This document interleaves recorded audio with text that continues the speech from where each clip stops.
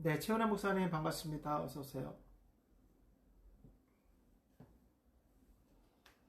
3월이 됐어요. 춘3월입니다.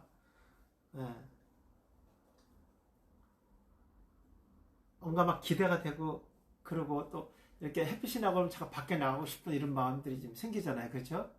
네, 물론 이제 코로나가 발목을 잡았지만 네, 고청선 목사님 안녕하세요. 반갑습니다. 수업 시작할까요? 네, 시작하겠습니다. 우선 바이블렉스도 준비하시는 분들은 바이블렉스도 열어주시면 좋겠고요. 바이블렉스, 그 다음에 사전, 그 다음에 히브리 알파벳, 요거 오늘 세 개는 좀 준비해 주세요. 사전하고, 그 다음에 바이블렉스 프로그램, 그 다음에 요 알파벳 22자의 의미, 이렇게만 준비하시고 오늘 공부하도록 하겠습니다. 여기 모기반은, 우리 기초반이고 히브리어 기초입니다. 우리가 이제 구약과 신약 중에서 가장 중요한 핵심이 구약입니다. 예. 구약을 논하지 않고 신약을 말할 수 없고 또 신약도 히브리인데 사고를 통해서 하나님의 의도가 있다는 사실을 목사님 많이 배우셨을 거예요. 그래서 오늘 제가 잠깐 이제 그 전반적인 그 개념을 한번 좀 설명드릴게요. 우리가 진짜 제일 중요한 게 이제 문법입니다. 문법. 문법은 이제 히브리어, 헬라어 문법인데 이 문법은 성경을 해석하는 거에 근거입니다. 근거. 그러니까 무척 중요하겠죠. 예, 이게 제일 중요한 거예요. 사실 우리가 문법을 모르면 하나님의 의도를 알 수가 없고요. 이 문법은요, AD 70년에 마소라 학파들이 디아스포라, 흩어져 있던 유대인들을 언어도 잊어버렸고 글도 잃어버렸고 했던 사람들에게 하나님의 의도를 쉽게 알게 하기 위해서 자음에다가 히브리어 자음에다가 모음을 달아준 거예요. 그래서 이 문법을 알면 그 단어의 의미와 해석이 숨겨져 있다. 그렇게 보시면 되고요. 두 번째는 이제 문화 배경입니다. 우리가 문화 배경을 반드시 알아야 돼요. 문화 배경의 핵심은요, 사복음서하고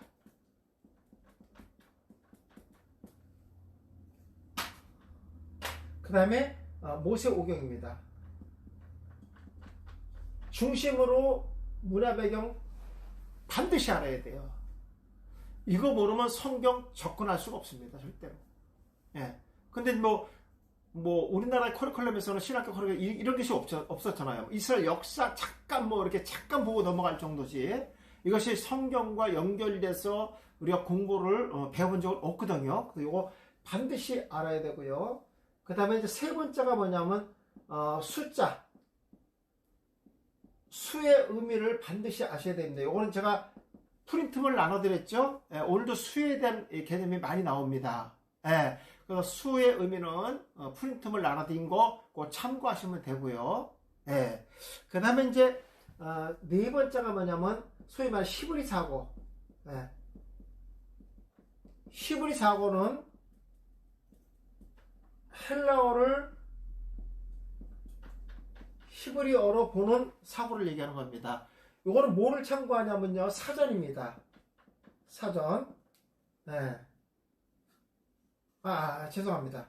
사전이 아니라 성경이 있는데 지금 이 성경은 헬라어가 히브리어 성경은 아마 목사님 안 갖고 있을 거예요. 이거는 제가 이제 볼 수 있는 방법들, 은유 사전 갖고 볼 수 있는 방법은 제가 가르쳐 드리겠습니다. 그거는요.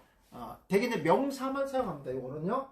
히브리사하고는 이걸 명사를 중심으로 합니다. 동사는 하지 않습니다. 명사를 중심으로 사용한다. 이렇게 개념만 알고 계시면 됩니다. 그 다음에 다섯 번째가 뭐냐면요. 어근입니다. 어근. 요건 이제, 히브리어든 헬라어든 그 단어의 단어의 뿌리가 어디서 왔느냐, 어디서 유래됐느냐, 예. 이게 아주 중요합니다. 뿌리, 어근, 예.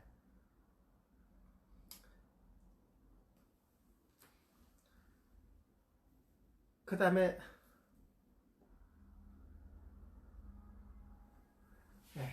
여섯 번째가 뭐냐면요, 원어 의미입니다. 다른 말로 상용의 의미, 22자 오늘 할 겁니다. 이제 이걸 하셔야지만 이제 우리가 뭐가 열리냐면요, 요거는 원어문 해 구속사가 열리는 거. 구속사. 그래서 이 6가지만 알면은요, 전혀 성경을 해석하는데 1차적인 문제는 전혀 없습니다. 6가지. 예. 문법, 문화배경, 수의 의미, 히브리 사고, 어근, 원어 의미, 상형적 의미 말하는 거죠. 예. 22자. 이거는 구속사를 여는데 아주 핵심입니다. 예. 우리가 뭐 목회하면서 구속사 얘기는 많이 했지만 실제로 이거 쉽지 않아요. 예. 왜냐하면 우리가 뭐 영감을 받아서 할 수도 있고 다 있겠지만, 감동이 와서 할 수도 있겠지만, 그럴지라도 우리가 뭐가 있어요? 근거가 있어야 되는 거예요. 근거가 없는 건 뭐 누가 그 인정하겠어요? 예, 그건 안 됩니다. 성경은 영감으로 쓰여졌지만 쓰여진 말씀 자체는 우리가 노력하고 배워야 되는 거예요. 노력하지 않고 얻어지는 것은 하나도 없습니다. 우리 목회자가 끊임없이 연구하고 또 배우고 또 그래야 되지 않겠습니까? 예, 물론 뭐 기도하고 뭐 말씀, 이건 뭐 당연한 거고, 그건 당연한 거고, 예, 그런 관점에서 이 6가지를 반드시 아셔야 된다. 뭐 지워도 되겠죠? 예, 이거 좀 지우겠습니다. 예. 제가 뭐 그동안에 계속 강의해온 거기 때문에 목사님들 이게 큰 이렇게 거부감은 없을 거예요. 제가 마태복음 16장 23절 한번 보겠습니다. 마태복음 16장 23절. 바이블렉스 갖고 계신 분들 바이블렉스 열으셔도 괜찮고요. 없는 성경을 열어주시면 좋겠습니다. 마태복음 16장 23절. 제가 읽어드리겠습니다. 너무나 잘하는 말씀이죠. 정독하겠습니다. 예수께서 돌이키시며 베드로에게 이르시되 사탄아 내 뒤로 물러가라. 사탄아 내 뒤로 물러가라. 이 단어 아주 중요한 거예요. 너는 나를 넘어지게 하는 자로다. 내가 하나님의 일을 생각하지 아니하고 도리어 사람의 일을 생각한다. 이렇게 말씀했습니다. 예. 우리가 이제 이 앞에 그 내용을 보면 이런 겁니다.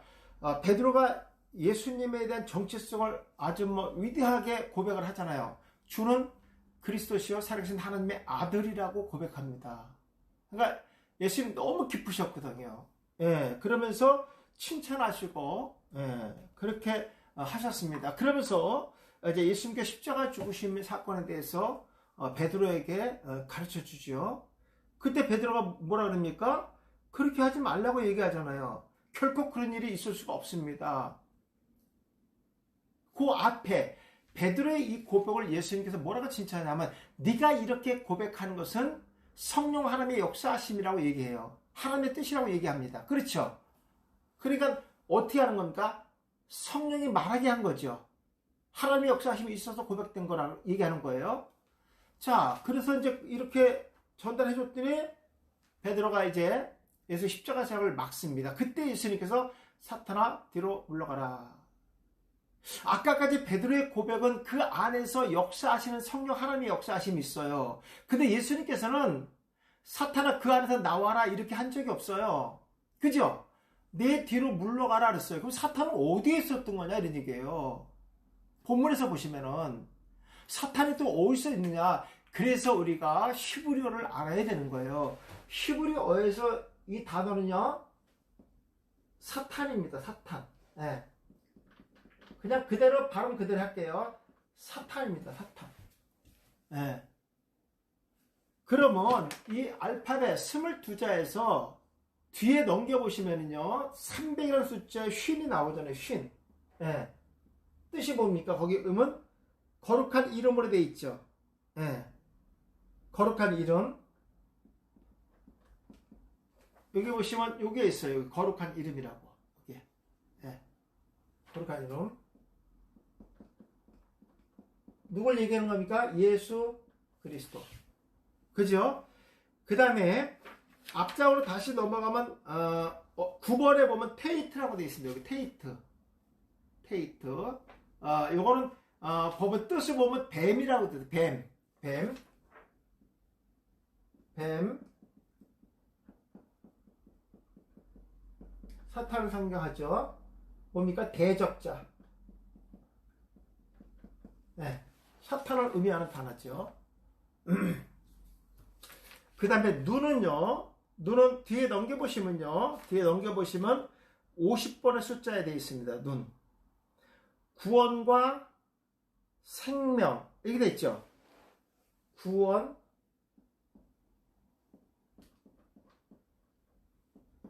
생명. 그러면 구원과 생명을 얻은 자리가 누굴 상징하는 거죠? 예, 베드로죠. 베드로. 네, 베드로를 상징하는 거죠. 네. 그러면 지금 그렇게 해서 예수 그리스도와 베드로 사이에서 지금 말씀을 나누는데 누가 앞에 갈아먹은 거예요? 그렇죠. 뱀이 두 사람의 앞을 갈아먹은 겁니다. 이게 히브리인들의 사고예요. 사탄이 우리 안에 들어올 수 없어요. 그러면 뭐 이 안에 성령 하나님도 계시고 사탄도 같이 여기 같이 사는 거예요. 우리 이 안에 그렇게 하면 안 되는 거예요. 하나님이 예수님께서 사탄아 그 안에 나와라 이렇게 말한 적이 없어요. 내 뒤로 물러가라 그랬던 거예요. 그냥 뭐냐면 앞을 가렸단 말이에요. 그러니까 우리가 하나님을 바라봐야 되는데 예수님을 바라봐야 되는데 예수님을 바라보지 못하도록 베드로와 예수님 사이에 누가 사탄이 가로막은 거예요. 우리가 죄라는 것은요, 하마티리아, 표적이 빗나갔다 이런 거예요. 왜 표적이 빗나갑니까? 표적을 바라볼 수 없으니까.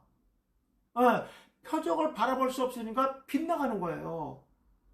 오늘 우리들이 영적인 눈을 가린 자가 누굽니까? 대적자 사탄을 얘기하는 거예요.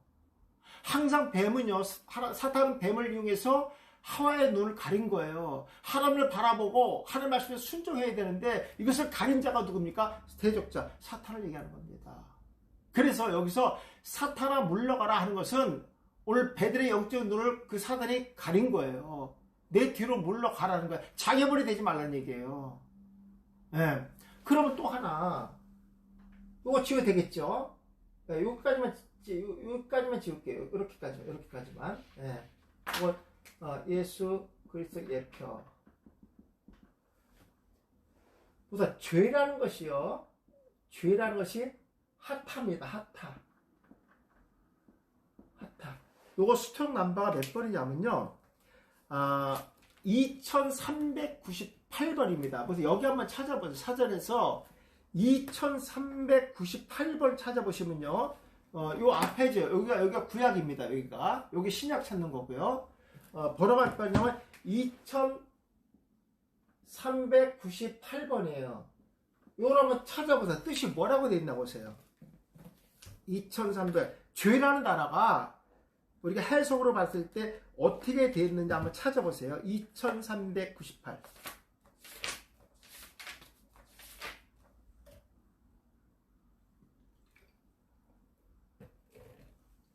하타, 벗어나다, 빗나가다, 죄를 짓다, 범죄하다, 뭘 잃어버렸다, 예. 제사 드린다, 뜻이 참 많아요. 그죠? 예. 자, 이 죄라는 것은요, 요거 사탄을 얘기하는 거죠, 사탄. 똑같습니다. 하타, 요거 똑같죠? 테이트, 사탄. 요거는 엘로힘의 첫 글자, 하나님을 나타내는 거죠. 그 다음에 요거는 뭐냐면, 양의 울타리죠. 양의 울타리.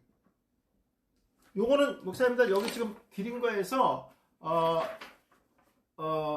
8번 헤이트 보면 거기 보면 울타리 벽 장애물이라고 해서 생명.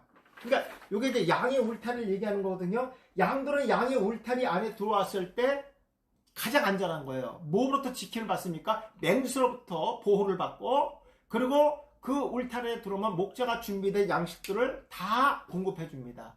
그리고 밤에 편하게 양들이 잘 수 있는 것은요, 목자가 밤새도록 생명을 걸고 양들을 지키기 때문에 그렇습니다. 예. 그래서 이건 양의 울타리니까 이건 구원받은 백성을 상징하죠. 예, 구원받은 백성을 상징합니다. 백성. 우리 영적인 양이고 예수는 양의 문이라 그랬으니까. 죄는 뭐냐?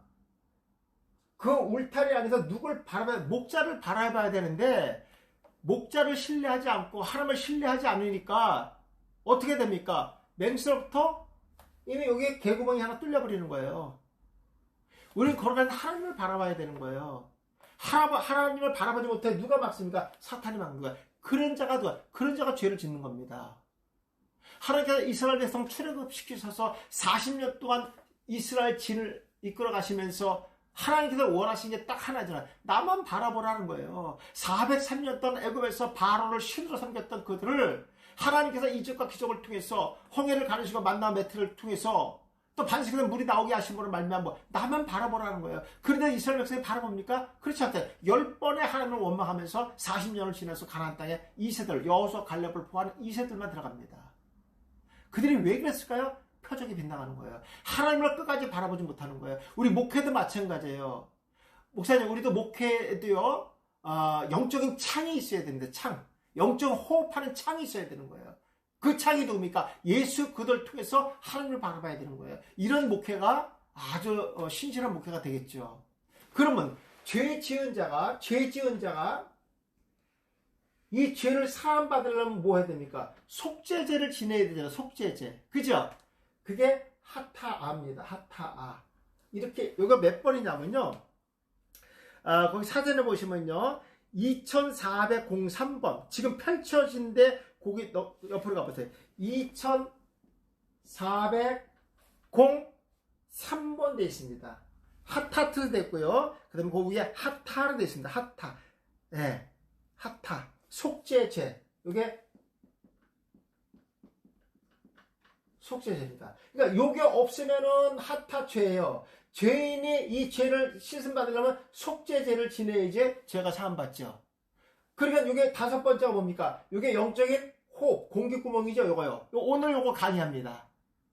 예. 네. 그러니까 우리가 죄를 지니까 영적인 호흡을 할 수가 없었던 거예요. 하나님께서 아담을 만드시고 호흡을 빚으시고 생기를 불어넣었더니 생명이다, 살아있는 존재를 만들어 주셨다는 거예요. 근데 그들이 불순종함으로써 영이 죽어버렸어요. 영적인 호흡이 끊어진 거예요. 다 죄인입니다. 근데 그 죄인이 속죄제를 통해서 어떻게 합니까? 영적으로 호흡하는 자가 되는 거예요. 그렇죠. 반드시 동물의 피를 통해서 예수 그리스도의 십자가의 피 흘림을 통해서 영적인 호흡하는 자가 된다. 그 뜻입니다. 예. 그러니까 우리가 성경도 정확하게 알아셔야 됩니다. 지금 제가 요거 한 것이 뭐냐면요. 히브리인들의 사고입니다. 헬라어지만 요걸 히브리어로 보는 거. 예. 요걸 히브리인들의 사고라는 거예요. 그들의 사탄의 개념은 대적자, 방해하는 자들. 예. 그런 자들로 생각하고 있었다는 거예요. 그러니까 예수님께서 사탄아 그 안에서 나와라 한 적이 없어요. 그 안에서 베드로를 이렇게 조종해서 말을 그렇게 하고 한 게 아니라 하나님 앞을 가리니까 예수 그들 바라보지 못하니까 표적이 빛나니까 죄를 짓는 거예요. 그러니까 그 죄가 뭡니까? 예수 십자가에 짓게 하지 않는 거. 그거 누가 원하는 겁니까? 사탄이 원하는 거잖아요. 사탄이 그 눈을 가려버리니까 분별력이 안 생긴 거예요. 그래서 예수님께서 사탄아 베드로 물러가라. 베드로의 눈을 흐리게 하지 말아라. 이렇게 말씀하신 겁니다. 이해 가시겠습니까? 성도들이 이 말씀을 들으면 얼마나 좋아할까? 얼마나 좋아하고 정말 시원하게 실증이 내려갈까? 그렇지 않아요? 저는 어렸을 때, 저 초등학교 3학년 때 예수를 믿었는데 선생님한테 그런 얘기를 많이 들었어요. 교회 가려면 이쪽 천사가 막 이끌어간다는 거야. 또 한쪽으로 사탄이 막 이끌어간다는, 막 이게 절제한다는 거야. 무서워서 살겠어 이거 진짜. 그러니까 이런 식으로 설교를 했어 선생님들이. 예.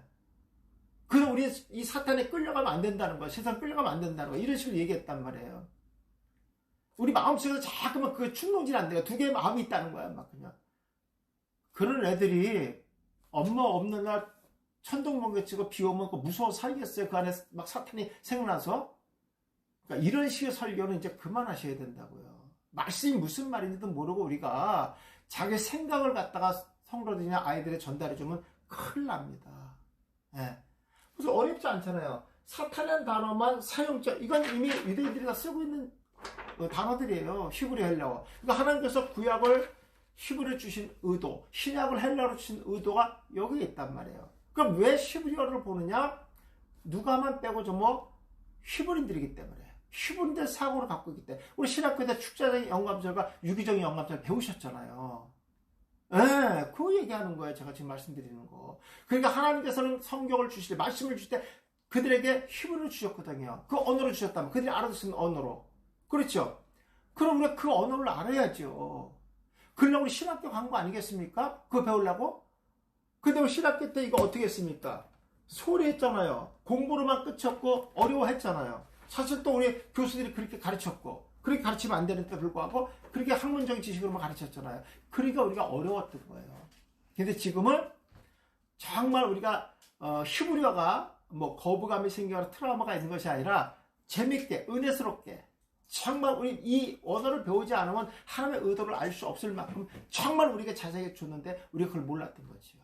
그러니까 이런 자료만 갖고 있으면 얼마든지 성경을 해석할 수 있다. 제가 말씀을 드립니다.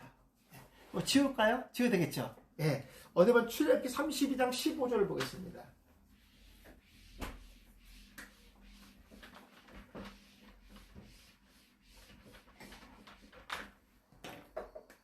출애굽기 32장 15절하고 신명기 9장 15절 두 군데 보겠습니다.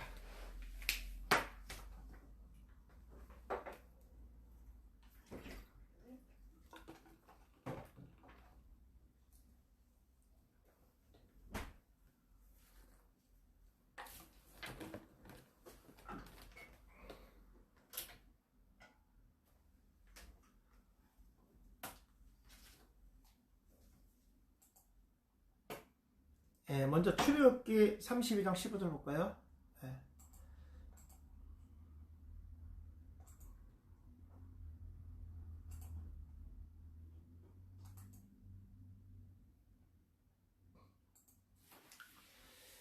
모세가 돌이켜 산에서, 시내산이죠. 산에서 내려오는데 두 증거판이라 그랬어요. 목사가. 아주 중요합니다. 예. 두 돌판도 아니고 두 증거판이라고 얘기했어요. 이런 단어들이 되게 중요한 거예요. 예. 증거판이 그의 손에 있고 그랬어요. 예. 그 손에 나드죠. 그 판의 양면에 이쪽과 저쪽에 글자가 있었다 이렇게 되어 있어요. 이런 거 이렇게 깊이 보는 목회자가 거의 드물죠. 예. 근데 저는 이런 말씀 하나하나가 얼마나 중요한지 몰라요. 우리가 설교를 잘하고 못하고는 두 번째 문제예요. 또 이런 사람들 있죠. 이 말주변이 타고난 사람들. 예, 또 의외로 또 그런 교회들이 또 사람들 많이 모여요. 구수하게 얘기한다고. 근데 말이 좀 어눌하면 어떡합니까? 예, 정말 내가 복음의 말씀만 전한다고 하면은 성령의 역사하심이 거기에 있지 않겠어요? 우리가 옛날에 아나운서 봉도환 씨 알잖아요. 그분 이게 아나운서도 이게 어눌한 것도 좀 있었잖아요. 그분이. 그죠? 근데 인기 대단하잖아요. 왜? 그 사람은 뉴스의 초점의 본질을 잘 짚잖아요. 이게 핵심이에요. 목회자가 너무 말 잘해도요. 미안합니다. 이거 이해하고 드세요. 뭐 사기꾼 같잖아요. 뭐가 없으니까. 복음은 없는데. 세상적인 말을 너무 잘하는 거야. 그냥 구수하게. 쇼맨십도 하고 막 이래가면서 막. 예. 하나님 기뻐하실까요? 난 그렇게 보지 않습니다. 예. 그러니까 우리는 하나님의 의도를 알아서 전달하는 게 참 중요합니다. 우리 그런 사명을 받은 목회자들 아니겠습니까? 예. 그런 근거를 대야 되겠죠. 뭐가 이 손에 들고 있었다 그랬어요. 그죠? 두 돌판인데 그 돌판을 증거판이라고 여기 써놨어요. 그 손이 뭐냐면요. 야드라고 돼 있어요. 야드. 이게 이제 손이에요, 손. 근데 제가 아까 문법은, 아까 제가 6가지 얘기하면서 문법은 그 단어의 문법의 해석대로 하는 것이 근거를 알았어요. 그러면 그 손에 어떤 손을 얘기하는 것이냐. 거기 보면 이렇게 돼 있어요, 목사님. 문법의 밑에 보시면요. 문법은요, 명사, 근데 한글로 쓸게요, 이거. 새로 오신 분들에 대해서. 명사, 여성, 단수로 돼 있어요, 단수. 목사님, 우리가 그냥 아주 쉽게 얘기합시다. 손이 두 개니까 복수가 돼야 되잖아요. 그렇죠? 그러면 우리가 영어에 봐서 각각 한 손에 이렇게 들고 왔잖아요. 그렇죠? 이렇게 양쪽에 이렇게 하나씩. 이게 틀렸다고요. 제가 그 얘기하는 거예요. 원어에서는 지금 이 모세가 두 증거판을 한 손에 들고 왔다 이렇게 돼 있어요. 그럼 모세가 손 하나밖에 없어서 한 손에 들고 왔느냐? 그게 아니에요. 신명기 9장 15절에는요 이렇게 돼 있습니다. 문법이 이렇게 돼 있습니다. 여기에는 어떻게 돼 있냐? 문법이 명사, 그 다음에 여성, 쌍수로 돼, 쌍수. 이렇게 하나가 돼 있고요. 또 하나 문법이 어떻게 되냐면 공성 1인칭, 공성 1인칭 단수로 돼 있어요, 단수. 그러니까 모세가 손 하나밖에 없어서 한 손에 들고 온 게 아니라 두 손이지만 한 손에만 들고 왔다 이런 뜻이에요. 이게 중요하냐? 중요하죠. 왜 중요할까요? 성경에 하나님이 기록해 놓으셨으니까 의도가 있을 거 아니에요. 그러니까 중요하죠. 자, 신의 산의 그 재질은 다 화강암입니다.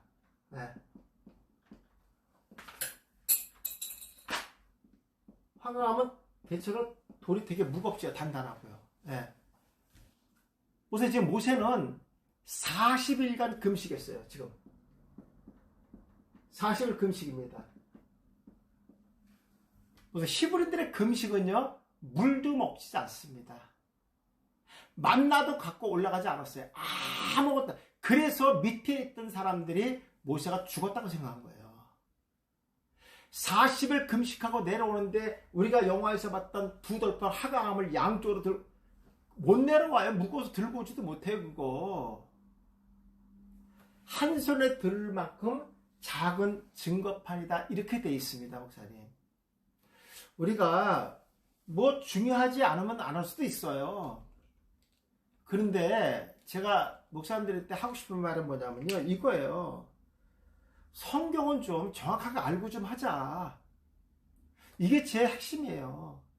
성경이 뭐라고 기록했는지 목회자 정도는 이거 알고 설교를 하고 성경 말씀을 준비해야 될 거 아니냐. 목회자만큼은. 성도들은 뭐 이 설교 저 설교 듣다 보니까 마구자로 듣다 보니까 정립은 안 돼 있지만 최소한 목회자 정도는 하나님이 우리한테 주신 말씀, 내가 명세 신학교로 나오고 말씀 연구하는 목회자고 또 성도들이 우리를 봤을 때 목사님들이 성경의 박사라고 생각하고 우리 목사님 모르는 게 없다고 믿고 있는 저들에게 최소한 성경만큼은 제대로 알고 있어야 되지 않겠습니까? 또 우리가 신학교 때 원어도 배웠는데 배운 것만큼 활용을 해야 되지 않겠습니까? 저는 그런 의도에서 말씀을 드리는 겁니다. 놀랍게도 이 두 돌판이 컸다고 하면 들어갈 수 없겠죠. 그죠? 우리가 생각하는 만큼. 왜? 법궤에 들어가야 되니까. 그런데 여기 뭐라고 되어 있냐면요. 두 돌판이 증거판이라고 되어 있어요. 에드2라고 되어 있습니다. 에드2.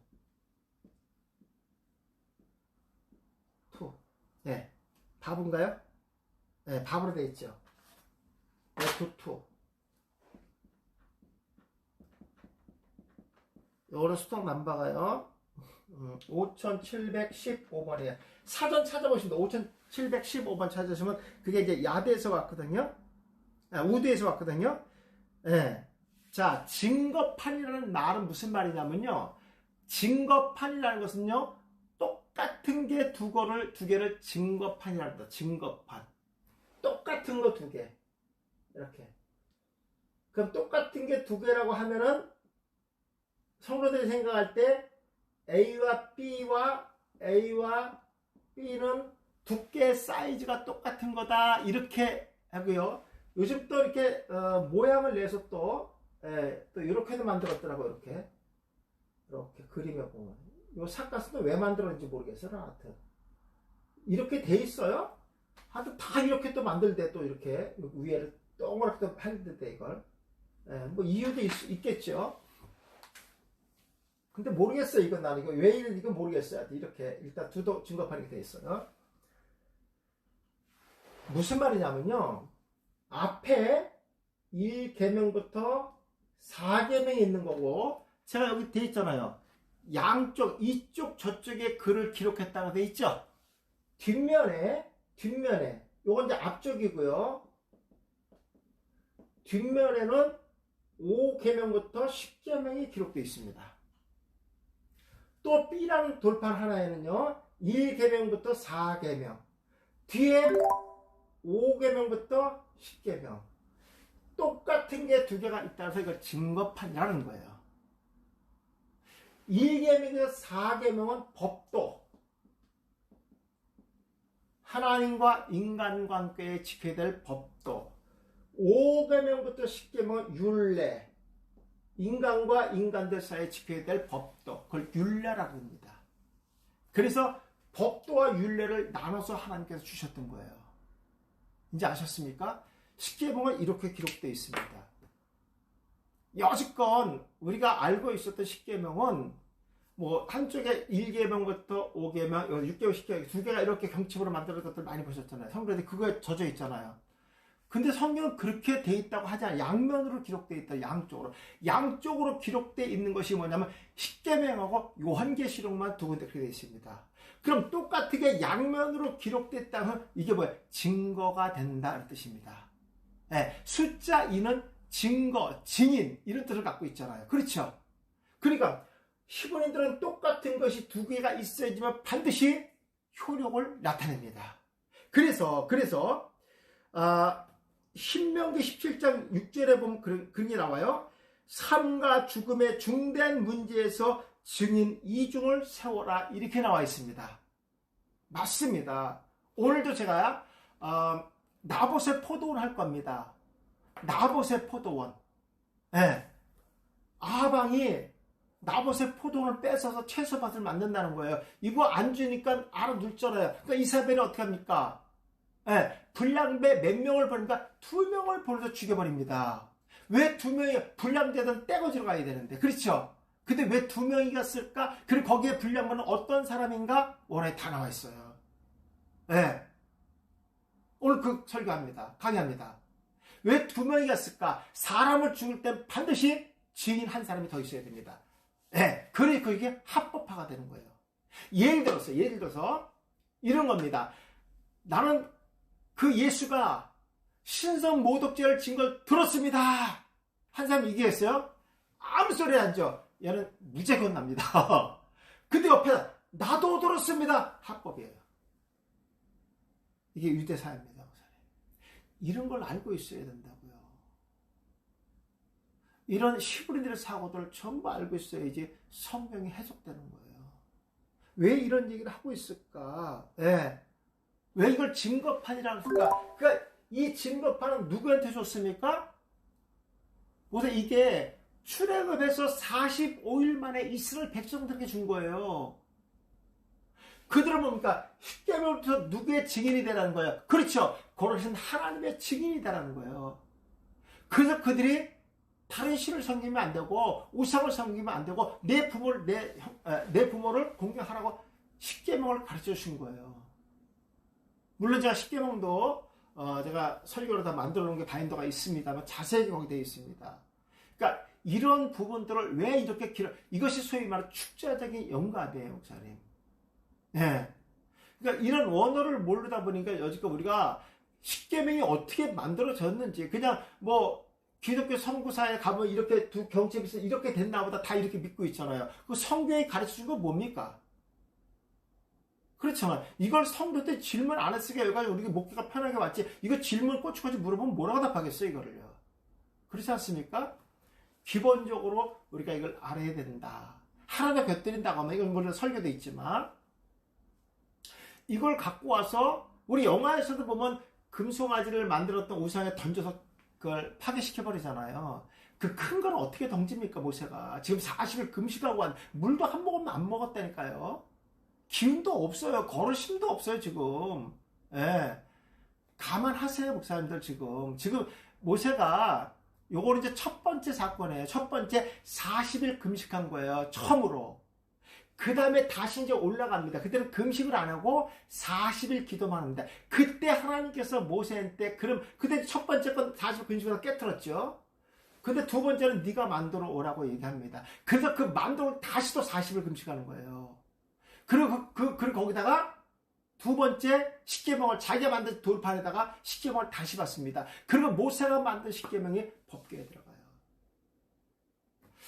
한번 이것도 생각해야 돼요. 왜 하나님이 만들어주신 법궤는 깨트려버렸고 그게 들어가야 되는데 거룩한 건데 그것도 왜 깨트려서 깨트린 말도 안 했는데 그거 깨트려서 혼나야 되는데 혼내지도 않아. 이번에 네가 만들어 그래. 근데 왜 모세가 만든 두 돌판이 법궤에 들어갔을까? 우리 성경에 돼 있으니까요. 그럼 이런 말 하는 사람은 없잖아요. 이런 말 하는 주석은 없잖아요. 근데 성경은 돼 있어요. 그럼 이걸 본문 잡은 사람은 어떻게 난 설교할까? 너무너무 궁금해요. 너무 궁금한 거야 이게. 그 성경이 무슨 말 하는지 의도를 알아야 되잖아요. 그렇죠? 바로 이것이 이제 구속사가 열려야 되는 겁니다, 목사님. 그래서 그 히브리 단어에 숨을 두어야 되는 것이 목사님 정말 우리가 진짜 히브리들이 갖고 있는 사고가 내 안에 들어와 있어야 됩니다. 예. 이것을 벗어나면 안 돼요. 항상 그거에 대한 근거가 있어야 됩니다. 예를 들어서 첫 번째 받았던 그 십계명은 율법을 상징하는 거예요. 왜? 이스라엘 백성들이 시내에서 일체로 하나님께 직접 받은 거니까. 그렇죠? 근데 두 번째 그 돌파는 증인이 되는 증거의 말씀은요. 깨고 쪼개잖아요.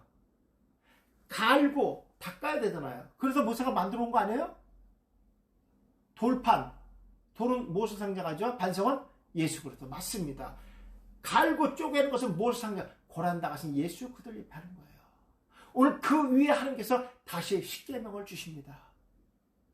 그리고 그것을 메고 이스라엘 백성은 가나안 땅, 요단강을 건너 들어가잖아요. 그러니까 가나안 땅은, 요단강은 예수 그리스도와 함께 고난당하신 예수 그리스도를 통하지 않으면 절대로 들어갈 수 없다. 그래서 그 날이 어디냐? 1월 14일 6월절입니다. 출애굽 나올 때도 6월절, 요단강을 건널 때도 6월절입니다. 놀랍지 않습니까, 목사님들? 그러니까 이런 말씀들이 성경에 기록되어 있다. 정확하게 우리는 말씀을 알고 그 말씀에 따라서 무엇을 해야 됩니까? 그렇죠. 정확한 해석이 있어야 된다. 제가 그렇게 말씀을 드립니다. 이해 가시겠습니까? 네. 하나만 더 하겠습니다. 네. 제가 이거는 그저께 우리 대전 지역에서 우리 세미나 할 때 제가 했던 건데 오늘 다시 한번 정확하게 또 깊이 있게 다시 한번 해드리겠습니다.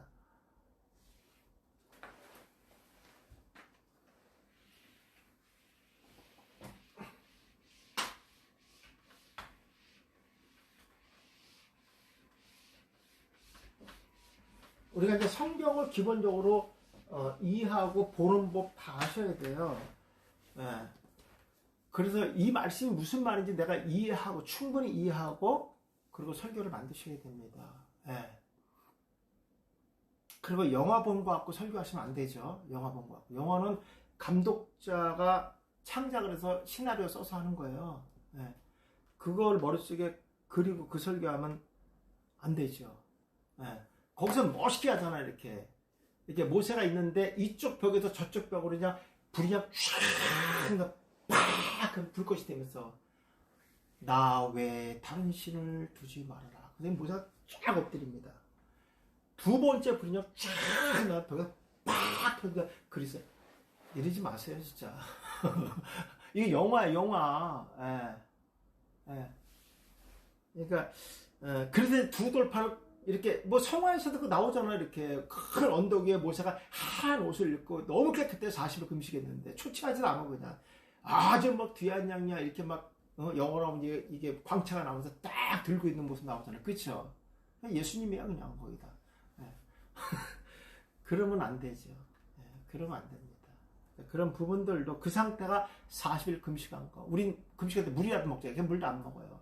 그냥 마른 침을 자꾸만 이렇게 내서 입술을 튀겨서 여호와 이름을 부르는 거예요. 예, 이런 것들도 되게 중요하다 말씀드립니다. 제가 성막과 성전과 회당과 교회의 구분입니다. 우리가 이제 원어를 공부하시기 때문에 이것이 구분이 다 돼야 돼요. 왜 돼야 되냐면 이래야지만 구속사가 나오는 거예요. 이제 우리가 지금 서울 같은 경우에는 우리가 엘리야와 엘리사가 끝났어요. 근데 이제 이거 끝나고 제가 예수님의 기적 33개를 이제 합니다. 예수님께서 기적을 베푸실 때 대부분 보면요, 안식일 날이에요. 안식일 날. 그때 회당에서. 더군다나 나병 환자들 거의 해당에서 거의 고치십니다. 귀신 들린 자 안식일 날 많이 고치세요. 왜 안식일 날 하셨을까 하는 의도. 그 다음에 예수님께서 해가 저물 무렵에 많이 환자들을 치료하세요. 왜 그때 했을까? 이런 것들. 이런 설교하는 사람은 거의 없죠. 없어요. 뭐 궁금할 필요도 없어요, 그거는요. 근데 의도가 다 있습니다. 엄청난 비밀들이 숨겨져 있어요. 그래서 제가 왜 이 말씀 드리냐면요, 이 성막이라는 것은요, 성막이라는 것은 하나님께서 시내산에서 같이 준 게 있어요. 뭐냐면요, 십계명입니다. 십계명하고 시내산에서 성막의 식양을 같이 주셨어요. 그 의도가 있단 말이에요. 우리 왜 구속수를 봐야 되니까. 무슨 율법은요, 율법의 그 주신 의도는 뭐냐면요, 인간의 죄를 드러나게 하는 것이 율법입니다. 그렇죠? 율법이라는 것은 하나님 주신 말씀에 어긋나면 죄가 드러나는 거잖아요. 율법의 말씀. 근데 이 십계명을 갖고 이스라엘 백성들이 613개의 율례를 만든 거예요. 어떻게 행동 지침서. 그게 율례입니다. 율례. 613개. 그러니까 죄인들이 동시에 준 것은 죄인들이 죄를 느껴야지만 성막은 뭐 하는 거면 죄를 덮고 가리는 거예요. 성막은 누구를 위해서 필요하냐면요, 죄인들이 필요한 거예요. 의로운 자는 성막이 필요 없죠. 죄인들만 성막에 들어가야 됩니다. 그럼 그들이 뭘 통해서, 말씀을 통해서, 십계명을 통해서 죄인으로 고백할 때 성막에 들어가서 죄사를 받는 거예요. 그러니까 율법을 지킴으로 구원받는 게 아니라 율법은 구원받은 백성들이 지켜야 될 하나님의 법입니다. 이스라엘 백성들이 율법을 통해서 구원을 받는다면 얘들은 애굽에서 나올 때 이걸 갖고 나왔어야 되는 거예요. 근데 뭘로 나왔습니까? 어린 양의 피잖아요. 예수 그리스도의 십자가의 보혈의 피 없이는 죄의 문제를 해결할 수 없어요. 그런 자들에게 뭘 줬냐면 율법을 주신 거란 말이에요. 구원받은 백성들이 그래서 지켜야 되는 거예요. 그래서 이스라엘 백성들에게만 율법을 준 겁니다. 그 율법에 죄가 들어가는 게 이걸 해결해야 되잖아요. 그래서 뭐냐면 성막을 주신 겁니다. 성막은 다른 말로 뭐냐, 움직이는 교회입니다. 하나님이 인간의 죄를 해결하기 위해서 주신 것이고 예수 그리스도 인간의 죄를 해결하기 이 땅에 오신 겁니다. 맞죠? 자, 성전은 뭐냐면요, 똑같이 성막과 성전의 개념은 동물제사예요. 동물제사. 동물제사를 하는 것이고요. 성전은요, 이거는 움직이는 성전, 이건 고정된 성전입니다. 고정된 교회야. 이건 움직이는 교회고, 이건 하나님의 시각을 인간에 준 거고, 이건 인간이 만들어서 하나님께 드린 겁니다. 그렇죠? 둘 다 뭐 하는 것입니까? 동물제사 드리는 것입니다. 동물제사.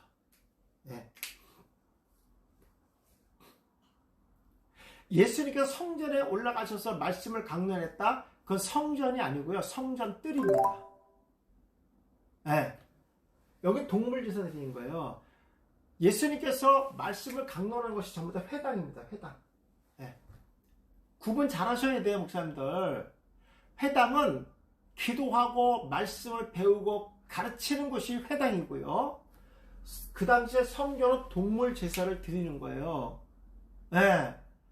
그래서 예수님께서 성전에서 12세가 됐을 때 성인식하고 유월절 절기 지킬 때 부모와 같이 나가지 않고 성전에서 토론했잖아요. 그 성전 뜰을 얘기하는 거예요. 예. 대개 이렇게 하는 곳이 네 군데가 있습니다. 성전 뜰, 행각, 무화과나무 아래, 예. 또 하나가 어디죠? 예. 이렇게 말씀을 강론하는 장소가 구별되어 있습니다. 그리고 회당은요. 회당은 누가 주관하면 유대인들이 주관하는 거예요. 유대인들. 여기에 누가 포함되냐면 기독교인들이 같이 함께 말씀을 배우고 가르치고 기도했습니다. 그리고 이 회당은요. 나병 환자도 들어올 수 있습니다. 성막과 성전은 절대로 들어올 수 없습니다. 여기 금했어요. 네. 금했습니다. 그리고 교회는 집회장, 그 이후에 예수 이후에 이제 회당에서 유대인들과 기독교인들이 나눠졌죠. 유대인들은 회당에서 모였고 기독교인들은 교회에서 모입니다. 네, 이렇게 나눠진 거예요. 그러면 요거는 동물 제사는 요건 의식을 중심으로서 향하는 것이고, 그 다음에 교회와 회당은 말씀을 중심으로 해서 말씀 중심, 의식 중심으로 나눠주는 겁니다. 네. 여기서는 동물 제사 드리는 게 아니라 여기까지만 하는 겁니다. 근데 예수님이 오심으로 말미암아 유대인들이 드리는 동물 제사와 기독교들은 나눠준 거죠. 그러니까 유대인들은 지금도 뭐 합니까? 동물 제사 드립니다. 왜? 예수로도 인정하지 않으니까. 근데 기독교인들은 예수로도가 한 번에 제물이 됐기 때문에 동물 제사 안 드리죠. 이게 나눠진 거예요. 이때 나눠진 겁니다. 이렇게. 네. 그러면 이 회당은요.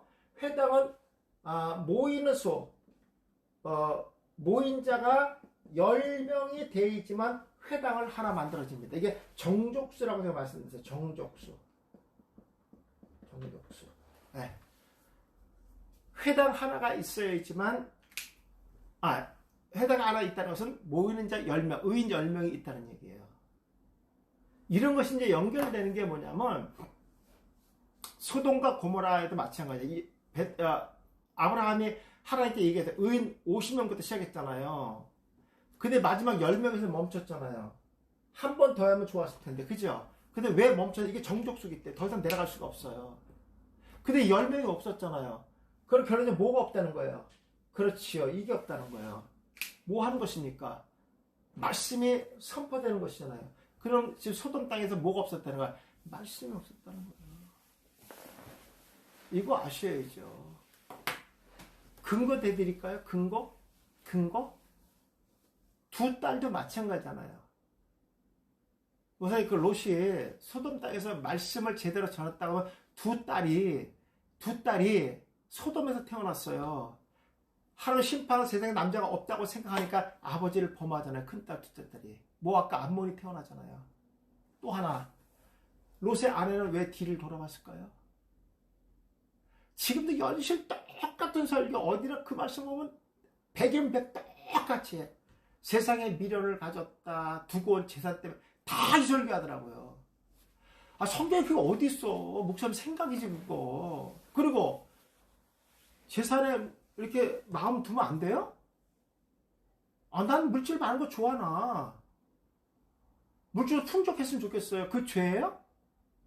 그런 식으로 하시면 안 돼요. 없는 말 꿈에 대지 마세요. 성경 없는 말 하지 마세요. 우리가 성경을 제대로 보셔야 돼. 하나님께서 롯에게 뭐라고 하세요? 그 산을 향하여 가라 그랬잖아요. 그죠? 그렇잖아요. 그 산이 어디면 시온 산을 얘기나 시온 산. 시온 산에 뭐가 있을까? 예루살렘이 있잖아요. 예루살렘. 성전이죠. 성전. 뭡니까? 복음이잖아요. 복음을 바라보고 가라는 거예요. 그런데 롯의 아내는 어떻게 했습니까? 고개를 돌렸어요.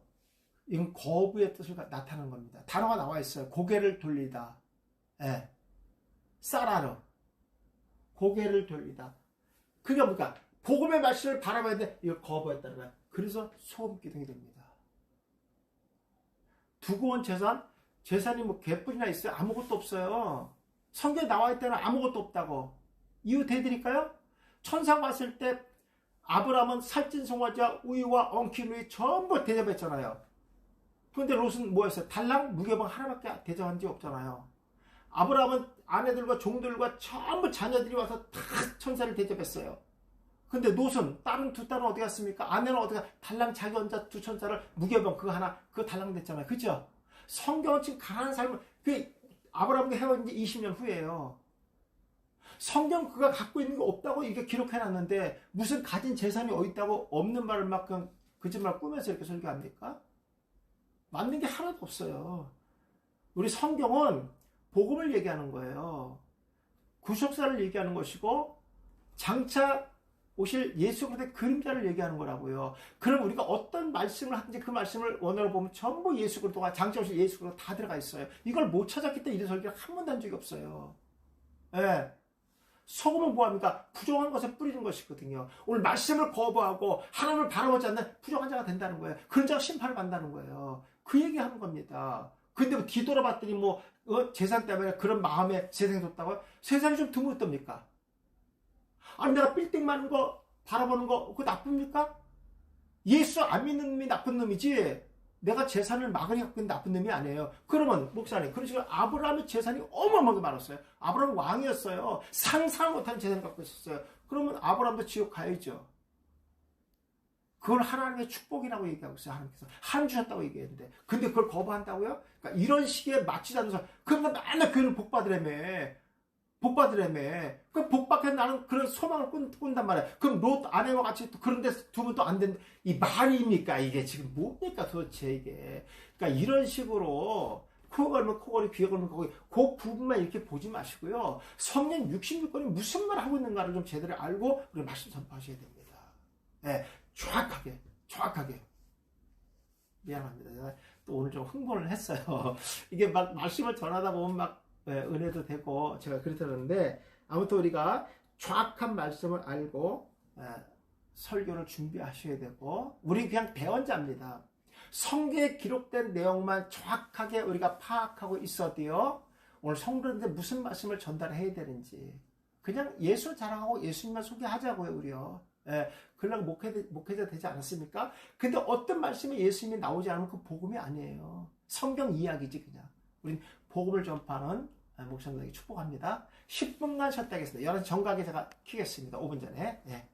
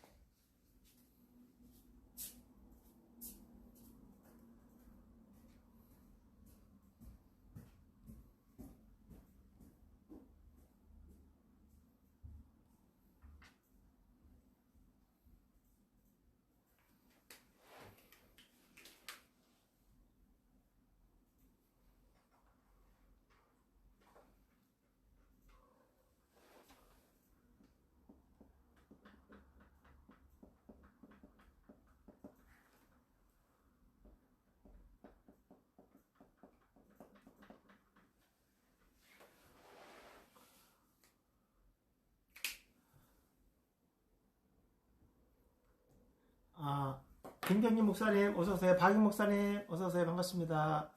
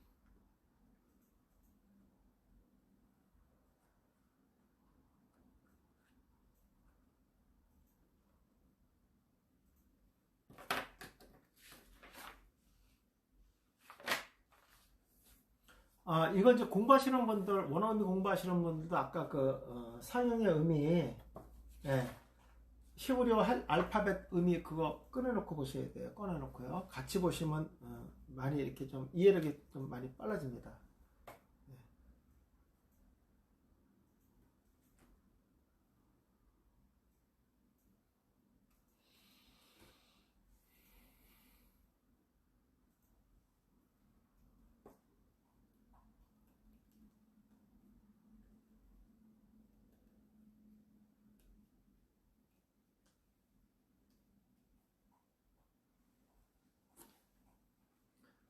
예, 원어 의미 21페이지 해 한번 보겠습니다. 해.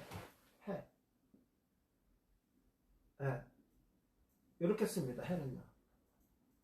하고 여기가 터져 있어야 돼요. 이거요. 예, 터져 있어야 되고요.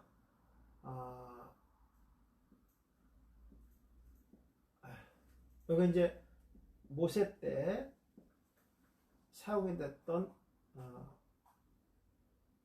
숨을 쉬는 자, 그런 의미거든요. 숨을 쉬는 자, 그런 뜻이고, 그 다음에 이제 다윗 때는 이렇게 썼죠. 다윗 때 현재가 이렇게 이건 필기체, 이건 인쇄체, 이건 현재 쓰는 단어입니다. 현재. 인쇄체를 쓰고 필기체입니다. 이렇게. 네, 이거 지울까요? 이렇게 구분할게요. 이렇게 쓰는 겁니다.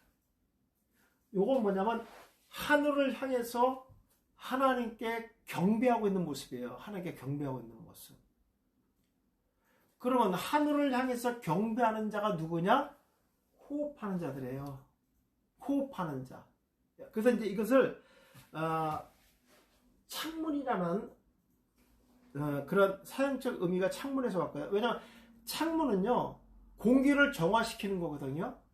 그러니까 제가 유대인들의 가옥 보면요, 제가 이렇게 말씀드렸었죠. 이렇게 문이 조그맣고 여기 환기구멍을 만들든가 이 천장 위에다가 환기구멍을 만든다고 제가 말씀드렸죠. 예. 그래서 이거는 안에 있는 공기와 밖에 있는 공기를 순환시킨다는 의미에서 창이라는 의미의 이런 단어에서 왔습니다.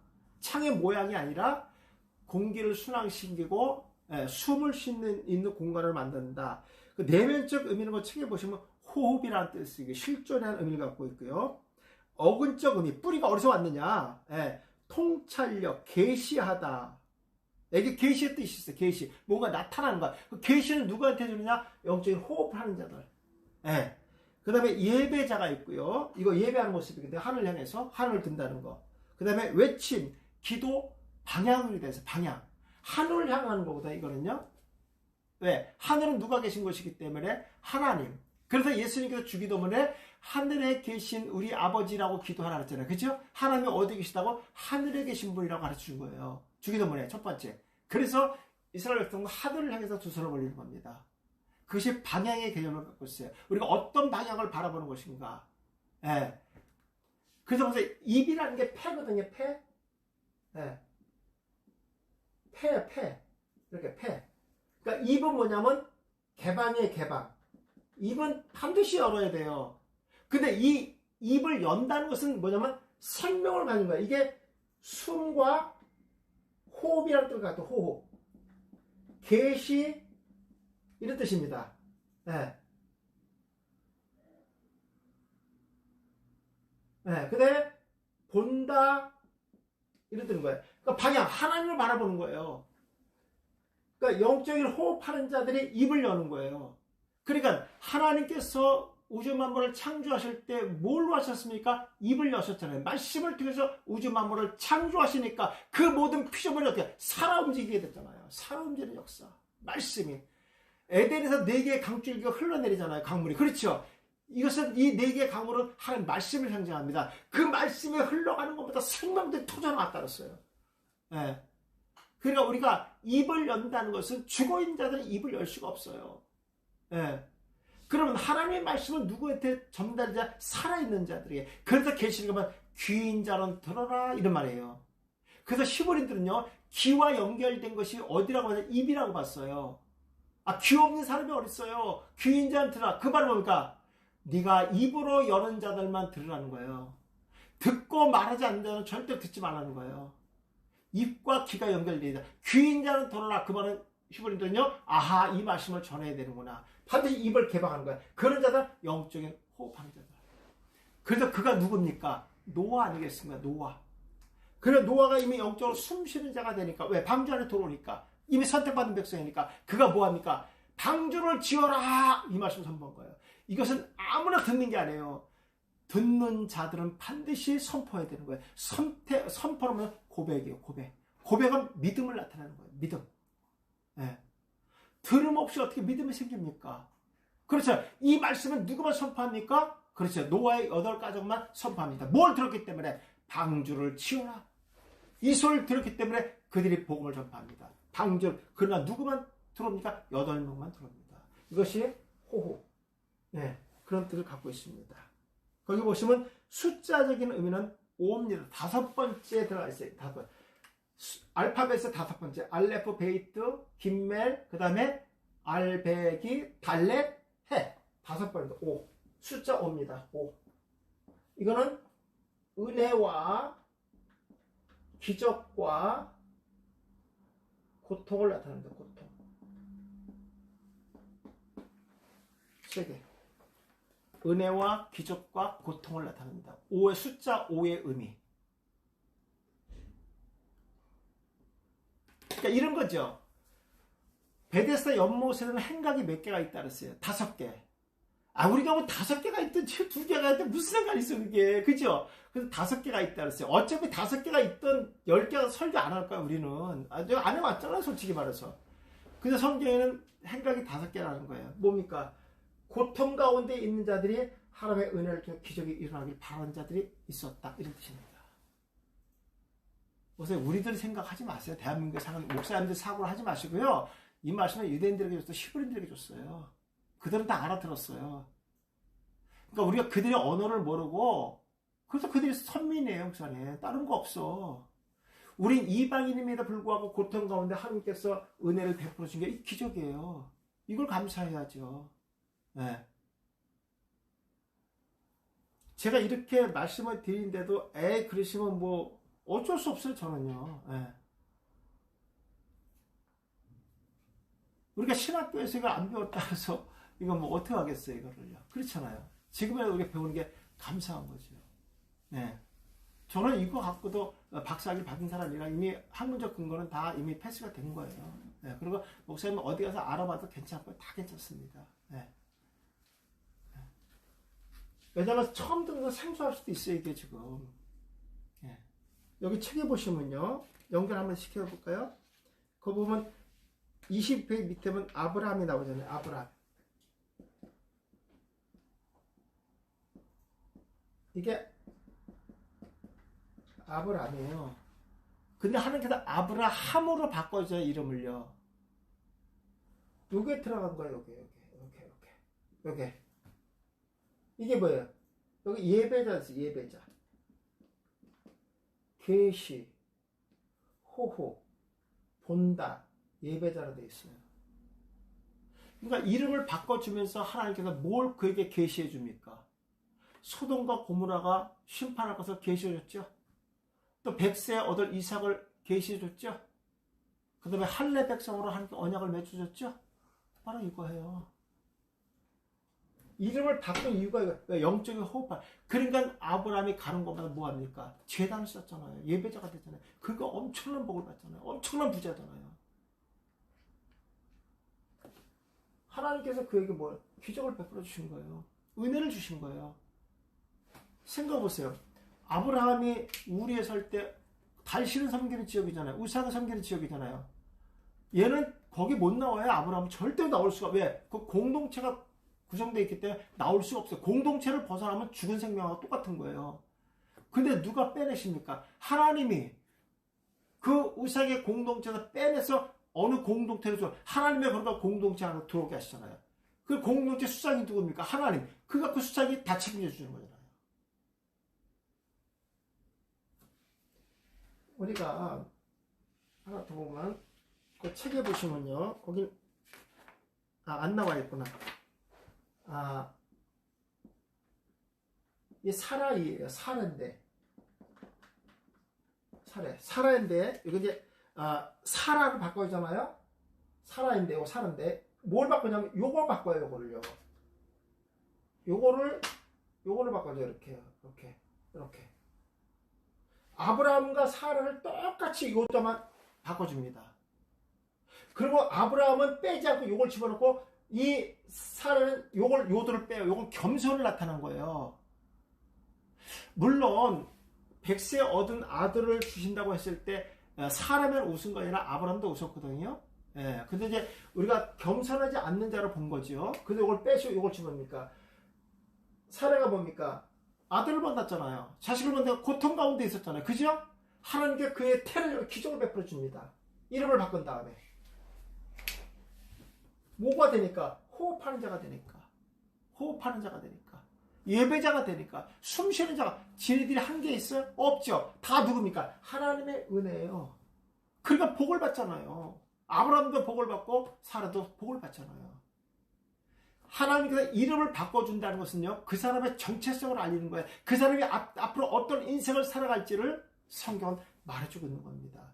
고통 가운데 있었던 사례가 그 고통에서 해방되잖아요. 이름 하나 바꿔주기 때문에. 그런 인생을 살도록 하나님께서 은혜를 베풀어 주시겠다, 이런 뜻입니다. 이걸 누가 믿습니까? 네, 아브라함이 그 말씀을 믿잖아요.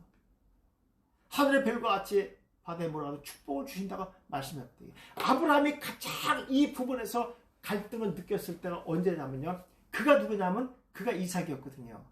근데 놀랍게도 하나님께서 이삭을 모리아산에 바치라는 거예요. 그럼 누가 하늘의 별과 같이 바다의 모래와 같은 이 축복의 그 계보를 누가 있냔 말이에요. 얼마나 아브라함이 갈등을 느꼈겠습니까? 그렇죠. 근데 아브라함이 그 전에 알았던 게 있었어요. 뭐냐? 부활신앙이었습니다. 그 근거가 뭐였냐면요, 사라의 태가 다쳤잖아요. 경수가 끊어졌잖아요. 히브리인들은요, 경수가 끊어진 거, 여자들이 애를 못 낳고 소위 말해서 뭐 자궁을 들어갔다, 이건 죽은 몸으로 본 겁니다. 육신의 몸은 죽었다고 본 겁니다. 근데 죽은 몸에서 생명이 살아났잖아요. 이걸 부활로 본 겁니다. 이걸 누가 체험합니까? 아브라함이 체험하잖아요. 그래서 아브라함이 이것을 통해서 무엇을? 부활신앙을 가졌던 거예요. 구약시대 예수님께서 태어나도 안 돼 무슨 부활이 어딨어? 태어나도 탄생도 없는데, 십자가 죽음도 없는데. 근데 어떻게 믿었냐? 바로 이게 히브리인들의 사고라는 거예요. 하늘의 별과 같이 바다에 몰아가도 축복을 이삭을 통해 준다. 이삭을 제물로 누가 있냐고요? 부활신앙을 믿었기 때문에.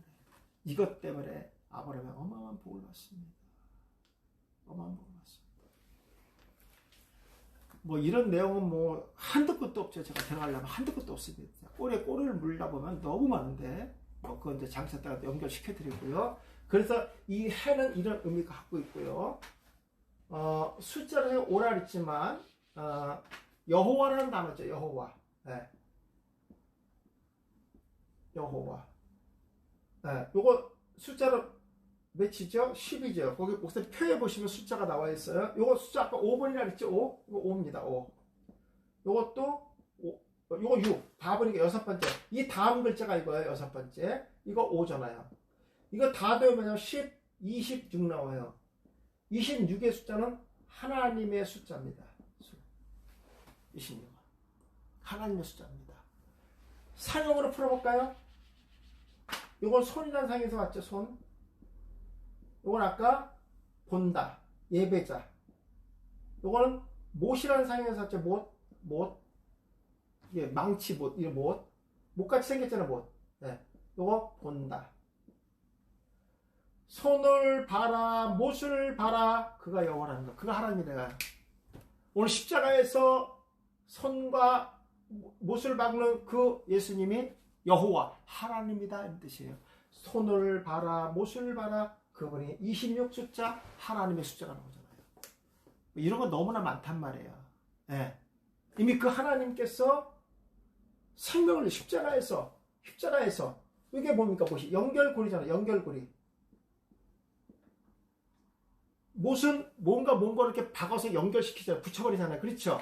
하나님과 인간의 관계가 불순종으로 떨어져 있었어요. 뭘 갈 수가 없었어요. 이것을 연결해 주신 분이 누굽니까? 십자가에서 못 박힌 예수 그리스도가 나를 위해 십자가 피 흘릴 때 하나님과 우리의 관계가 연결시켜 준 분이 누구냐? 예수 그리스도.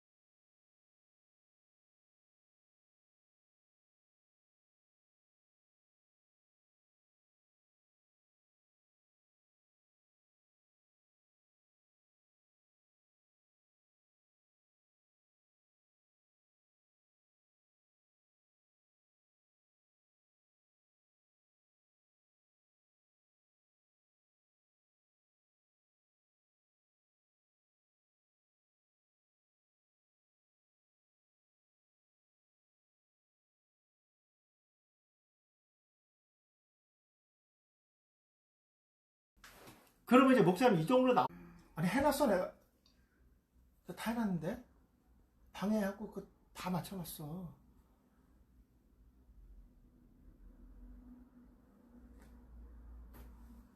해보세요 다시.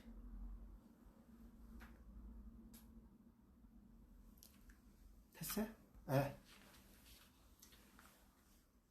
네네네네. 아이고 이게 또 왜 그랬죠? 이런 일이 없었는데 저번하고 연속 그러네.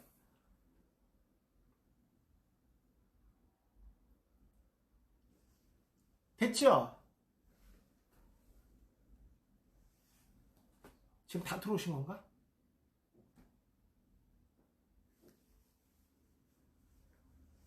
네. 우선 다 들어오신 거죠? 뭐 반응 한번 주세요.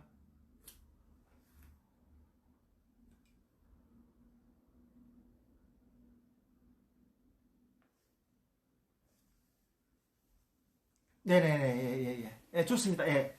그래서 하나님과 우리와의 단절된 그 부분을 연결해 주시는 분 누구냐? 십자가에 예수 그리스도. 그래서 그 못이 양손의 못을 받겠다는 것은 이미 그 피로 그 고통과 고난을 예수님께서 담당해 주셨고, 그 피로 하나님은 우리를 뭘 보냐면요, 그 피의 효력을 통해서 우리가 씻음 받은 그 상태만 보시고 우리를 의로운 자로 여겨주셨다는 거예요. 예수님의 아버지의 뜻을 순종함으로 말미암아 그 피의 효력 하나만 보고 우리를 의롭다 여기신 거예요. 그럼 우리의 과거에 우리를 보시느냐? 그거는 도말시켜버렸다, 지워버리셨다, 기억조차 안 하신다 이거예요. 그것을 하나님 뭐라면 은혜로 보는 거예요. 은혜. 네, 은혜. 왜냐하면 이미 여기도 해가 2개가 들어가 있거든. 2개. 이건 손이잖아요. 사역을 통해서. 이거 하러 예수님께서 이 땅에 오신 겁니다. 그래서 목사님들 보시면요, 거기 22페이지 전 테필라라고 돼 있죠. 테필라.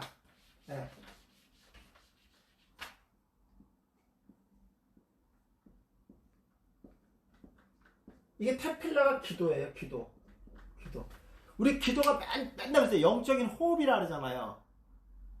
근거가 어디 있어요? 요거 들어가 있잖아요. 요거 호흡, 숨, 예배자. 예, 요건 뭐야? 십자가. 요건 뭐야? 입. 아까 입, 이거 개방이라 그랬죠? 개방. 입 여는 거야, 여는 거. 개방. 라메도 배움. 기도가 뭐냐? 십자가에서 나를 위해 피 흘리신 예수 그리스도를 이미 아는 지식을 통해서 우리가 입을 열어 고백하는 거예요. 그런 자가 영적인 숨을 쉬는 자들이에요. 그런 자들이 예배자들이에요. 아무나 입을 여는 것이 아니라 이미 예수의 십자가를 통해서 우리가 영적인 호흡하는 자로 숨을 쉬는 자로 하나님께 세워주신 거예요. 하나님께 감사의 기도를 드린 거예요. 이것을 기도는 영적으로서 호흡이다. 그런 거예요. 이 단어가 들어가 있거든요. 예. 그 기도는 뭐냐? 십자가는 예수 그리스도를 내 입으로 고백하는 거예요. 이게 기도예요. 기도 다른 거 없습니다. 예. 그분이 거룩하기 때문에 거룩하시고 자비로우실 때 자비로운 하나님이라고 고백하는 거예요, 우리는요. 그러면요. 그럼 나는 죄인을 고백하는 거예요. 왜? 예수님이 이 땅에 오신 목적이 뭡니까? 죄인을 위해서 온 거예요. 내가 죄인이라고 고백하지 않으면요. 예수님과 나는 아무 상관이 없는 거예요. 그렇죠. 내가 죄인임에도 불구하고 나를 십자가의 보혈로 씻어주시고 영적인 호흡하는 자로 세워주시고 예배대로 세우셔서 감사합니다. 이렇게 기도해야죠. 오늘도 하나님 우리 죄를 용서해 주시고 씻어주시고 구원의 은혜를 받을 수 있도록 축복하여. 그럼 아직도 구원 안 받았단 말이야? 그러니까 이런 식으로 기도하면 안 돼요. 우리가 원죄와 자번죄는 반드시 구분해서 기도해야 된다. 예. 이미 예수님께서 십자가에 달리실 때 원죄와 자번죄는 이미 다 청산된 겁니다. 그래서 우리는 의로운 자와 같이 사는 거예요. 오늘 제가 이거 끝나고 이제 구원을 할 겁니다. 성화에 대해서 얘기할 겁니다. 예. 그러니까 이런 부분들이 되게 중요한 거예요. 기도보다는 테필라다. 예. 이미 하나님의 지혜를 주시는 거예요. 그래서 우리 십자가에서 달리신 거 우리 본 적이 있습니까? 2000년 전에 이미 달리셨는데 우리 본 적이 없어요. 근데 그것을 알게 하시는 분이 누구냐? 하나님이시라는 거예요. 그런데 입으로 고백하는 거예요.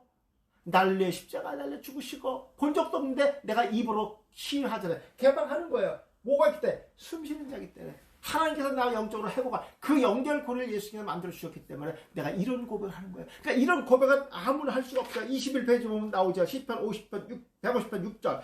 호흡이 있는 자마다 여호와를 찬양한다. 호흡이 있는 자다. 숨을 쉬는 자들만 하나님을 향해서 기도하는 거예요. 아무나 하는 게 아니라. 근데 내가 그렇게 했기 때문에 호흡이 되는 것이 아니라 하나님이 먼저 은혜를 베풀어 주셔서 내가 호흡하는 자가 되니까 하나님께서 이미 영적인 호흡하는 자 세워줬으니까 우리의 기도를 어떻게 들으시는 거예요. 하나님은 그래서 이런 자들을 통해서 찬양과 영광을 받으시는 거예요. 이것을 한마디로 뭐 이걸 은혜라 그러는 거예요. 은혜. 그러니까 기도도 안 나온다는 사람이 있어요. 예. 뭐 옛날에 기도도 막 뭐 이렇게 연습 때 랄랄랄 연습하고 이랬잖아요. 이게 뭐 하는 겁니까? 이게 도대체 진짜. 근데 그때는 또 그게 또 은혜야. 예, 그게 또 은혜였었어요. 예. 기도도 내가 하고 싶다고 하는 게 아니잖아요, 목사님. 그렇죠? 내가 하고 싶어서 하는 것은요, 이미 이 부분이 닫혀져 있는 거예요. 하나님이 하게 하는 것은요, 4시간, 5시간 해도요, 10분밖에 안 한 것 같아. 우리 그런 척 우리 목회자는 다 해봤잖아요. 근데 뭐 지식을 하는 것들은 2분도 힘들어. 2분도 할 말이 없어 끝나고. 예. 우리 영적으로 호흡하는 자들, 하나님의 감동을 통해서 입을 여는 자들은요, 하나님 열게 하시는 거예요. 그러니까 어떤 분들은 뭐 기도 시간이 정말 행복하다고 하시는 분 있어요. 예. 밤새도록 기도하시는 목사님도 있어요. 정말 행복한 거예요. 정말 은혜에 충만한 목사님들입니다. 예. 또 어떤 분들은 말씀을 보면서 막 그냥 뭐 기도 이상으로 충만함이 막 넘치는 분들도 있잖아요. 그렇죠? 예. 저는 뭐 사실 뭐 솔직히 고백하면 저는 기도보다는 말씀 연구하는데 하루를 충분히 합니다. 기도 시간은 거의 제가 못해요, 사실. 많이 못하고 이렇게 뭐 말씀 연구하는데 정말 아주 이렇게 막 푹 빠져 있습니다. 예. 보통 저는 한 미안합니다만 한 12시간 이상씩 앉아 있습니다, 하루에. 예. 거의. 아주 뭐 그냥 말도 못하게 앉아 있습니다. 제가 지난 3일 동안 막 그냥 14시간씩 그냥 앉아 있다가 여기 저기 와가지고 지금 심줄이 거의 다 이렇게 파괴돼가지고 지금 그거 치료받고 있어요. 그래도 감사해. 그래도 감사해. 그냥. 예. 그래도 감사해. 하나님의 은혜가 되면요. 다 감사합니다. 감사합니다. 왜? 하나님께서 이미 우리를 영적 호흡하는 자로 열어줬기 때문에. 감사하지 않습니까? 예. 자, 해는 이 정도만 목사님 하는 걸로 좀 보겠습니다. 되셨죠? 충분히? 예. 이거는 많이 들어서 자동적으로 열려야 돼요. 그냥요. 예. 그러니까 단어를 푸실 때 이런 단어들이 어떤 의미를 갖고 있는지 20자를 전부 아셔야지만 이제 구속사 설교가 나오는 거예요. 이런 설교는 정말 남들이 하지 못하는 설교들입니다. 진짜로. 예. 우리가 뻔한 설교가 아닌 하나님의 의도를 전달하는 것은 정말 중요한 겁니다. 예. 자, 구원론 책 한번 보겠습니다. 구원론. 나도 먼저 설교하시다. 구원론 책.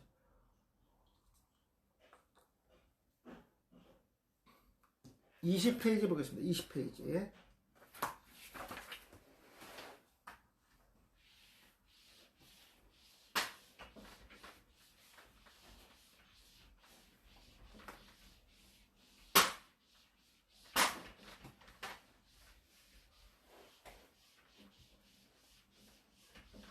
우리가 뭐 성화론 하면은 방대하잖아요. 뭐 오거스틴의 성화론, 칼빈의 성화론 뭐 너무 많죠. 예. 뭐 목사님 그동안마다 뭐 웨슬리의 성화론 뭐 어마어마 많습니다. 예. 제가 뭐 지금 원어를 통해서 간단하게 설명할 수는 없지만 그래도 우리 구속사와 연결시켰을 때 성화는 이런 개념을 갖고 있다 한 것만 요약해서 제가 강의하겠습니다. 20페이지 보시면요. 성화의 의미가 나옵니다. 성화의 의미. 잠깐만 이거 화면이 지금 너무 먼 것 같은데 조금만 당겨줘야 될 것 같아요. 화면이 지금 내가 보니까 지금 너무 멀었어요. 네. 칠판에 글을 쓰면은 너무 멀어가지고 이거 안 될 것 같아. 조금 당겨주세요. 좀 당겨주세요. 너무 멀어. 20페이지 성화의 의미입니다. 요건 좀 제가 책을 좀 중심으로 볼게요. 성화는 회심과 회개와 더불어 그리스도인들의 현재 지상 생활과 관계가 있다. 그렇죠. 하나님의 죄의 부패에서 깨끗하게 하시며 그의 정체성을 하나님의 형상으로 갱신하여 죄인으로 하여금 선한 삶을 살 수 있게 하시는 성령의 은혜로우시며 계속적인 사역이다. 계속적인 사역이다. 이런 말은 아주 중요합니다. 계속적인 사역이라고 이게 자세히 설명드릴게요. 레위기 19장 2절 너는 이스라엘 자손의 온 회중에게 말하여 이르라 너희는 거룩하라 이는 나 여호와 너희 하나님의 거룩함이라 그랬어요. 이거 참 쉽지 않아요. 목사님. 너희는 거룩하라 하는데 이게 카도시란 말이에요. 어떻게 하는 것이 거룩한 겁니까? 어떻게 하는 것이 거룩하게 하는 겁니까? 이런 부분에 대한 근거. 그 거룩이 뭐와 연결되어 있냐면요. 성화입니다. 성화. 성화와 거룩. 왜 거룩하냐? 하나님이 거룩하시기 때문에. 그래서 우리가 어디까지 가야 하냐면요. 예수 그리스도의 십자가의 구속의 은혜가 그 의가 나한테 전가됨으로 내가 거룩하게 된 것이고요. 내 죄는 예수님께서 십자가를 통해서 가져가신 겁니다. 그러면 아까 제가 은혜로우시며 성령의 은혜로우시며 계속적인 사역이라 그랬어요. 그 말은 뭐냐면요. 성도들이 잘못 알고 있는 게 뭐냐면 성화는 모든 주체가 나라고 생각하는 사람들이 있어요. 이거 잘못된 거예요. 여기 보면 성령의 은혜로우시며 계속적인 사역이라 그랬어요. 우리가 성화의 과정을 거쳐가는 자체도요. 내가 무엇을 하는 것이 아니라 보혜사 성령 하나님의 이끌림을 통해서 성화가 되어져 가는 겁니다. 우리는 내가 스스로 그렇게 할 수가 없어요. 그러면 이 성화는요. 무슨 수동태. 내가 하는 건 뭐 이거 능동태란 말이야. 능동태. 이건 100% 내 의지로 하는 거예요. 타인의 영향이 없어요. 그러니까 우리가 이 성화에 관계 있잖아요. 예를 들어서 뭐 우리가 교회 생활 열심히 해야 되고 기도 생활 열심히 해야 되고 말씀 열심히 보고 전도 열심히 하는 거 우리가 해야 된다는데 그거 자기 열심이에요. 그게 자기 열심이라고요. 그래서 성화는 전제가 있어요. 뭐가 전제가 되냐면요. 구원이라는 전제가 있어요. 구원. 구원의 문제가 해결되지 않으면요. 성화의 과정을 거칠 수가 없어요. 그래서 예수 그리스도 십자가 죽으시고 부활해서 승천하실 때 하신 말씀이죠. 보혜사 성령을 너에게 보내주신다 했잖아요.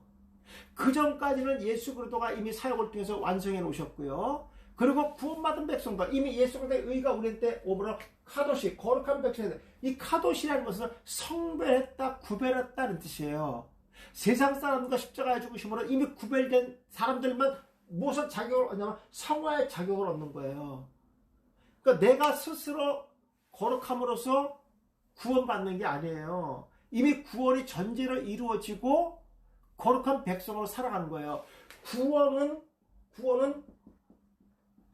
값이 없이 받은 것이고, 예. 성화는 값없이 받은 구원받은 백성들이 하나님의 성령의 이끌림을 통해서 거룩한 삶을 살아가는 거예요. 이거는 값없이 받죠. 성화는 무엇을 위해서 필요한 거냐면요. 이건 상급을 위해서 필요한 거예요. 상급. 그러니까 구원이라는 것은 이미 선수의 자격을 얻은 자들이에요. 구원을 받았다는 것은 세상의 많은 사람들 중에서 특별히 선수로 뽑힌 거예요. 뭐 올림픽 선수로 뽑혔으면 더 영광이죠. 근데 우리 그보다 더 위대한 하늘나라의 선수로 뽑혔다는 거예요. 자격을 받은 거예요. 생명을 얻은 사람의 자격을 얻었다는 거예요. 그런 사람들은 선수는 무엇을 뛰어야 됩니까? 상급을 뛰어야죠. 난 제일 마음에 안 드는 게 뭐냐면요. 참가하는데 야, 너 지금 대한민국을 대표로 갔는데 무슨 아니 죽어라고 뛰어야죠. 선수는 대한민국을 대표해서 올림픽에 나갔으면 죽을 각오에 뛰어야죠. 참가하는데 의의 있다는 게 어딨어. 그런 말은 말도 안 되는 거예요. 물론 자기 실력이 안 되지만 자기는 꼴찌 될 것 같지만 한 사람을 제낄 수 있는 그런 의지를 갖고 뛰어야 되는 거 아니겠어요? 그렇죠. 오늘 구원받은 백성들은 무엇을 위해 상급을 위해서 살아가야 되는 거예요. 목사님, 만약에 국가대표로 선수를 발탁이 됐는데 자기는 뭐 금, 은통 관심이 없다. 그 사람 선수를 너 탈락이야. 상급이 필요 없다. 아이 목사님, 구원받은 것도 감사한데 무슨 상급까지 받습니까? 그럼 이 자격이 문제에 있다는 거예요. 우리는 이것을 구별할 수 없죠. 누가 구원받았는데 안 받지? 우린 모르죠. 목사님, 내가 어떻게 우선 구원받아 안 받지? 내가 주권자가 아닌데. 네, 근데 저 사람의 신앙이나 모습을 보면서 구원받은 백성같이 우리가 믿는 거지. 그렇지 않습니까? 주권은 하나님께 있는 거거든요. 하나님과 본인은 알아요. 이것을 거부한다? 이 문제가 안 된 거예요. 그러니까 성화라는 것은 왜 수동태냐? 구원을 받은 전제로 성화의 과정을 거쳐야 되기 때문에 이것이 해결되냐면 성화는 필요가 없는 거예요. 이런 자격이 주어져. 이게 자기 열심이야. 그냥 교회에 무늬만 성도고 와서 그냥 뭐 종교활동 하다가 지옥 가는 사람들. 그러니까 교회 다 온다고 구원받는 게 아니에요. 성화는 뭐냐면 반드시 성령의 역사하심인 거예요. 그분이 이끌어 가시는 거예요. 그러면 성화는 누구냐? 이미 구원받은 백성들만 성령 하나님이 이끌어 가신다는 거예요. 그러니까 구원받은 백성은요. 사람을 죽이지 않지요. 사람을 막 찔러주고 악한 짓을 하면은 아까 보혜사 성령님은 뭐 하시는 분이세요? 그분은요. 그럼요. 나는 죽었다 깨어나도 난 그런 생각을 하지 않아요. 네, 나는 우선이 복음이 우선이고 하나님이 우선이기 때문에 그런 남한테 해를 주려고 하는 마음은 전혀 같지 않죠. 목사의 양심 때문에. 내가 솔직히 어제 내가 병원에 갔다 오면서 세탁물을 찾아오는데 우리 집에 오려면 뺑 돌아. 진짜 이게 디귿자로 돌아와야 돼. 디귿자. 근데 거기 이렇게 건너도 상관이 없어요. 근데 내가 순간적으로 건너갔어요. 그건 아니지. 그럼 내가 뭘 하냐면 넘어서 목사의 양심을 잃었어. 그런 마음 가진 게 벌써 잃었는데 그런 마음이 생겼어. 어제요. 그런 마음 자체도 목사로서 본이 안 된다. 내 자신한테 그런 얘기를 했어요. 이런 거 아니겠습니까? 그런 마음을 누가 줍니까? 성령 하나 주시는 거 아니겠습니까? 그러니까 우리가 구원 받았으니까 나쁜 짓 해도 우리 구원, 그렇게 나쁜 짓을 하도록 그 성화가 필요한 거죠. 그러니까 한 번 구원받은 것이 영원하다. 뭐 유튜브에 뭐 그런 얘기도 무척 많이 떠요. 뭐 기독교들은 한 번 구원이 영원하다. 이건 아니다. 누가 한 번, 그건 구원받을 얘기고 성화를 얘기 안 하니까 문제죠. 우리 교회에서는요, 이 성화에 대한 부분들도 지금 우리가 그런 과정 아니겠습니까? 교회 생활이 성화의 과정이란 말이에요. 이거 많이 얘기하셔야 돼요. 근데 이것을 빼놓고 한단 말이에요. 우리가 구원받은 은혜에 감사해서 이것을 고백하는 자들은 성령 하나님이 우리 이끌어 가시는 거예요. 그저 선한 길을, 선한 양심을 따라 살게 하시고, 나 이거 너무 필요하다고 생각해요. 특히 기독교인들 중에서 우리 목회자들 마찬가지예요. 아니, 말씀을 보는데 말씀에 대적하는 행위를 하는 사람들을 옹호한다는 것은요, 이게 안 되는 거잖아요. 이게 성령과 예배되는데 어떻게 그분들을 옹호합니까? 그럼 무늬만 목사야. 대한민국에 무늬만 목사 무척 많아요. 계시록에 나와서 3분의 1이 무늬만 목사라고 돼 있잖아요. 네. 제가 이따도 하겠습니다만은요. 무슨 사꾼 목자가 있어요. 사꾼 목자. 사꾼 목자는 뭐냐면요, 우리가 참 목자와 사꾼 목자와 거짓 목자가 있어요. 사꾼 목자는, 참 목자는 뭐냐면요, 보통 목자들이 100에서 양들을 150마리 관리합니다. 한 사람이. 이걸 넘어가면 삭을 주고 목자를 데려옵니다. 이 사람 삭을 받으면서 일하는 사람이, 제가 이제 구원론 여기 뒤에 바로 나옵니다. 네. 어떻게 보면 먹고 살기 위해서 목회하는 사람이 있어요. 사꾼 목자예요, 사꾼. 그냥 돈 받고 월급 받고 일하려고 하는 사람, 이런 사람이 있다고요. 이 사람 때가 되면 다 자기 위치로 나갈 사람이에요. 근데 목자라는 타이틀은 갖고 있어요. 거짓 목자는 뭐냐면요, 그것조차도 사악한 자들 얘기하는 거예요. 그것조차도. 네. 우리가 지금 참 목자, 거짓 목자들을 구별해야 됩니다. 뭘로 구별합니까? 말씀밖에 없어요. 말씀. 네. 말씀에 대적하는 행위는요, 전부 거짓 목자들입니다. 양의 탈을 쓴 이리들이죠. 이런 목회자를 지금 코로나를 통해서 많이 드러났잖아요. 그러니까 이런 것들도 하나님 뜻이라고 얘기하는 것이 바로 구별시키는 거예요. 이게 없어서는 그분 다 참목자인지 알아서 저도요. 대단한 근교의 목사들 은퇴하시고 지금 거룩하게 막 유튜브 하면서 거룩한 말 하는데 전부 들어보세요. 전부 대적하는 말, 성경과 전혀 맞지 않는 말. 예. 그리고 도덕적 윤리적으로 거룩한 척해. 뒤에 가면 도덕적 윤리적으로 아주 냄새가 무지하게 나는 사람들이에요. 구린데 무척 나는 인간들이에요. 근데 앞에서는 도덕적으로 거룩한 척 하잖아요. 거룩하지 않아요. 근데 이걸 내로남불이라 하잖아요. 전부 다. 예. 이런 것들이 한국에 드러났잖아요. 난 감사해요. 솔직히 말해서. 예. 내가 그런 목회자가 아닌 게 너무너무 감사해요. 예. 그래서 이 성화의 개념은 내가 거룩하게 구별될 수도 없고 또 성별될 수 없다. 이것은 전적인 하나님의 은혜다. 이 은혜를 깨닫는 자들은 하나님의 성령의 이끌음을 통해서 말씀대로 살아가는 거예요. 그런 자들은 반드시 상급인데, 이 상급은 하늘에서도 받지만 이 땅에서도 받는 겁니다. 네. 하늘에서 이루어지고 땅에서도 이루어지는 거예요. 그러니까 우리가 선한 양심을 따라서 하는 목회자들은요, 정말 하나님께서 그 목의 거미줄을 치게 하지 않습니다. 절대로요. 네. 그건 뭐 저는 너무 많이 체험하고 지금 이 목회하고 있습니다. 저는요. 어떤 방법으로 하나님께서 그렇게 하지 않으세요. 네. 그래서 성화의 과정은 무슨 설교할 때 자꾸만 내가 능동으로 뭘 한다고 하는 것이 잘못된 거예요. 네. 성령 하나님께서 우리 이끌어 가신다고 생각하면요, 이거 은혜 아니겠습니까? 왜? 구원도 그렇게 해주셨는데 성화도 수용됩니다. 내가 내 의지가 난 못해요, 목사님. 정말 하나님의 은혜를 생각하자면 이거 성도들이 그러잖아요.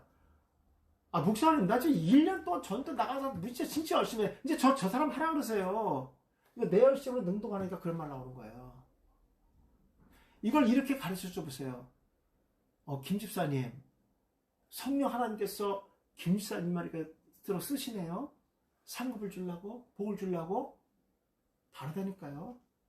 남이 할까봐 내가 뺏길까봐 더 열심히 하겠죠. 그렇지 않습니까?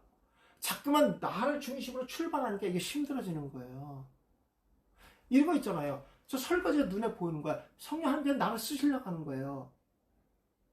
저는요, 내가 초등학교 때 기억 중에 하나가 지금 잊어버리면, 저는 초등학교 때 그렇게 뭐 상위권에 있는 학생은 아니었습니다.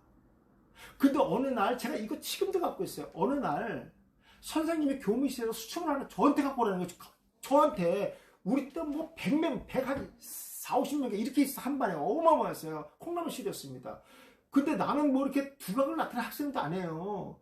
근데 나를 부르면서, 나 그때 선생님 교무실이 어디인지도 자리도 몰라요. 그냥 나를 시켜 갖고 오라는 거야. 그래서 이제 교무실 갈 때 어떻게 앉아 알았어요? 날라갔어요. 너무 좋아서. 선생님이 나를 뽑았잖아요. 내 날라갔다니. 나 지금도 잊어버리지 못해. 그때 그 기분. 근데 우리가 한편으로 보면 선생님이 신분을 시킨 거잖아. 근데 시키는 사람은 선생님이라는 거예요. 그때도 날라갔어요, 이렇게.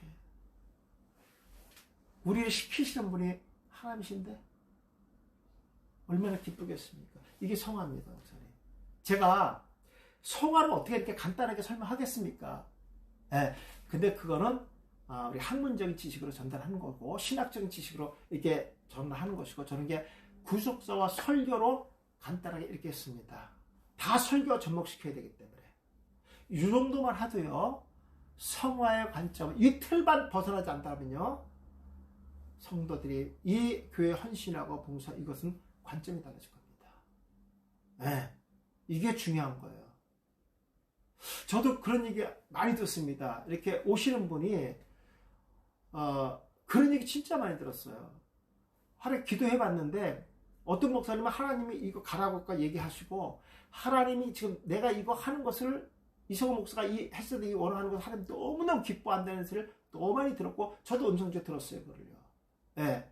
근데 저는 이걸 거의 얘기 안 했죠. 제가 이제 요즘 얘기하지만, 그전에 오시는 목사님들 이런 얘기를 많이 하세요. 하나님이 기뻐한다는 게 얼마나 좋아요. 제가 힘을 얻는 거예요. 네. 그분이 하나님인데, 나를 신분을 시키는 하나님인데, 네. 구청장이 나한테 만나자고 내가 설렐 텐데, 하나님이 나를 만나길 원하시고 이런 길을 예배하시는데 얼마나 감사합니까? 이게 성화입니다. 네. 자, 넘겨보겠습니다.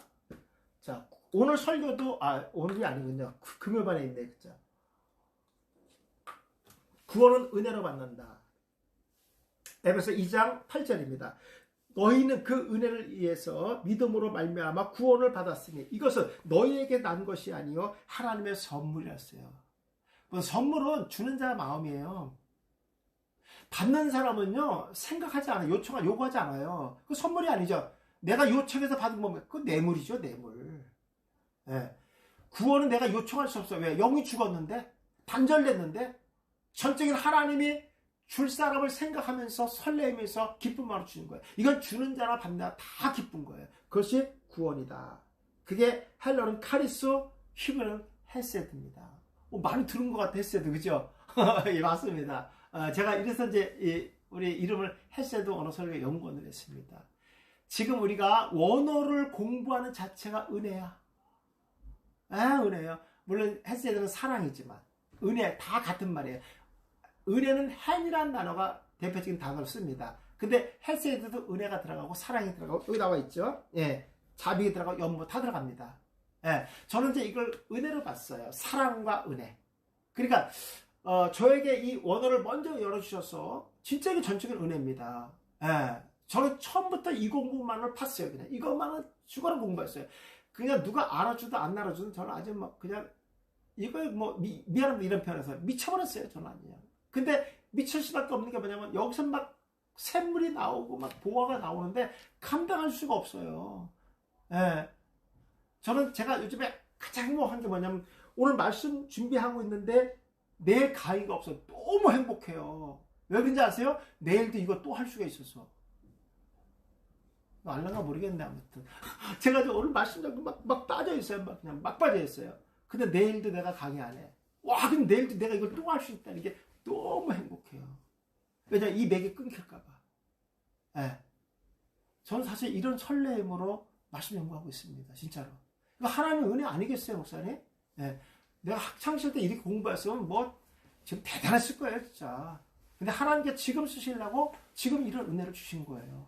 내가 그렇게 공부했으면 저는 원래 일반 대학원에서 대학원까지 경영학을 전공했습니다. 저는요. 예. 일반 대학원까지 다 해서 그리고 이제 목회를 했거든요. 아마 그쪽으로 더 했으면 큰 사업가가 됐겠죠, 저는요. 그렇죠? 예. 그런데 하나님께서는 이미 처음부터 나는 목회자로 찍어 놓으시고 적소적절하게 하나님께서 이 언어의 말씀을 통해서 이런 은혜를 주신 거예요. 예. 그러니까 구원이라는 것도 마찬가지예요. 내 입장에 봤을 때 자격을 받을 자격이 안 돼요. 저도 마찬가지예요. 저보다 더 훌륭한 목사님들 진짜 많이 오세요, 여기는요. 더 신실하신 분도 많고요. 그럼에도 불구하고 함께 우리가 말씀을 나눌 수 있는 이런 시간적인 공간을 주신 게 너무너무 감사하고, 구원도 마찬가지. 우리 자격이 안 되잖아요. 예. 선물이라고 생각하면요, 받아도 되는 거예요. 선물을 이미 주려고 하는 사람, 정해진 사람한테 주는 거지 다 받는 거 아니잖아요. 못 받는 사람은 어떨까? 부러워하겠죠. 그렇죠. 우리가 그런 주인공이라고요. 남들이 부러워할 만큼의 자격을 얻었고 그런 선물을 소유하고 있다는 거예요.